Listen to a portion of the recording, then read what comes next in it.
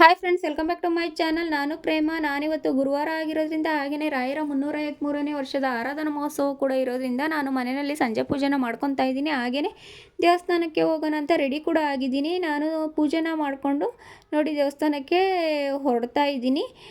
ನೀವು ವಿಡಿಯೋದಲ್ಲಿ ನೋಡ್ತಾ ಇರ್ಬೋದು ನಮ್ಮ ಚಿಟ್ಟೆ ಯಾವ ಥರ ಹಿಂದೆ ಮುಂದೆ ಸುತ್ತುತ್ತಾ ಇದ್ದಾಳೆ ಅಂತ.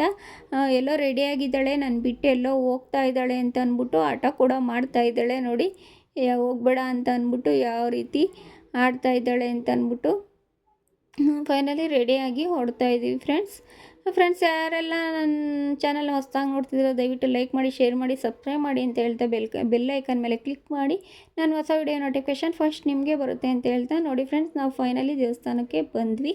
ನಾವು ಆರಾಧನಾ ಮಹೋತ್ಸವ ಇರೋದ್ರಿಂದನೇ ಅಂತ ಅಲ್ಲ, ಪ್ರತಿ ಗುರುವಾರನೂ ಸಹ ನಾವು ನೆಲಮಂಗಲದಲ್ಲಿ ಹಡೇಪೇಟೆಯಲ್ಲಿರುವ ಬ್ರಾಹ್ಮಣರು ಬೀದಿಯಲ್ಲಿರುವಂತಹ ರಾಘವೇಂದ್ರ ಸ್ವಾಮಿ ದೇವಸ್ಥಾನಕ್ಕೆ ಪ್ರತಿ ಗುರುವಾರನೂ ಸಹ ನಾವು ಬರ್ತೀವಿ ಫ್ರೆಂಡ್ಸ್. ಇವತ್ತು ಆರಾಧನಾ ಮಹೋತ್ಸವ ಇರೋದ್ರಿಂದ ತುಂಬಾ ಜನ ಇದ್ದರು.